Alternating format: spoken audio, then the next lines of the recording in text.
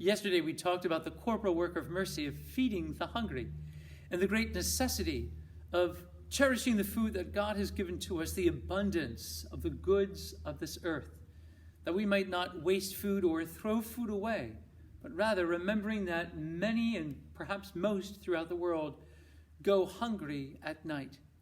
And as they do, we should do everything we can, not only to value and appreciate the food that we have, but to share from our own abundance so that no one go hungry. Today, the corporal work of mercy that we'll discuss is to give drink to the thirsty. At the well, at high noon, the Samaritan woman comes and she draws water from Jacob's well. She's alone, and Jesus is there. And he says to her, "Woman, give me a drink." And they have a conversation, a dialogue. And Jesus ends up saying to her that if she knew the one who was asking her to give him a drink, she would realize that he has the power to give her living water so that whoever drinks of this water will never thirst again. And then she longs to have this drink, this water that will slake her thirst forever. And then she learns that that water, that living water, is Christ himself. When Jesus is dying on the cross, some of his final words are, "I thirst."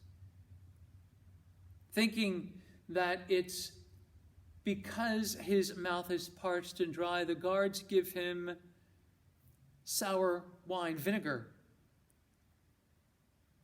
And then he dies once he receives that water, that wine, really. What he's thirsting for, my dear friends in Christ, is souls. He's thirsting for the salvation of the world. And it certainly is represented by that vinegar, that bitter wine. So very many in this world thirst. They thirst for water because they live in arid lands where there is limited access to water. They thirst for pure water. Perhaps they can find water, but it's dirty, it's filthy, and they don't have ways of boiling it, for example, or of purifying it. Whatever it might very well be, my dear friends of Christ, you and I are very blessed to have access to running water in many different places in our homes, in our kitchens, in our bathrooms, outside with our hoses. Throughout our house, we have a constant source of water from which we can access. Many in the world do not. That should give us pause to consider, how do we treat the water that we use? When we're washing dishes, for example, do we let the water run and run and run?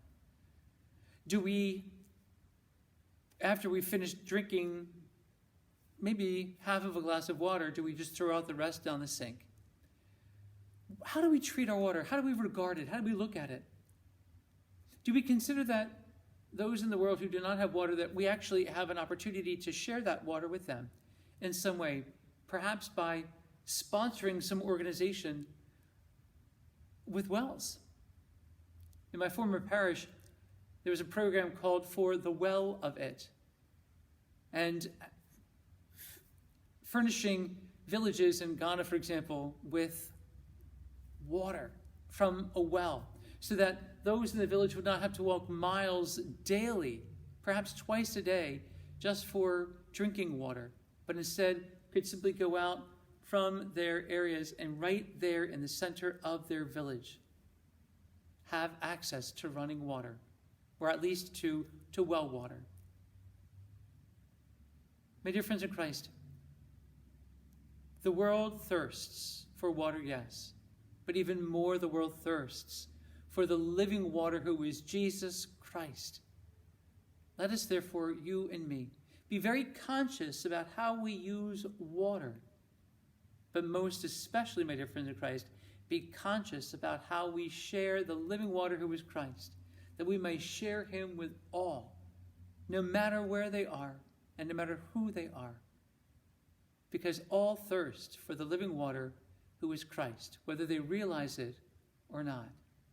And when you and I, my dear friends in Christ, we give this living water to others, we make space for grace.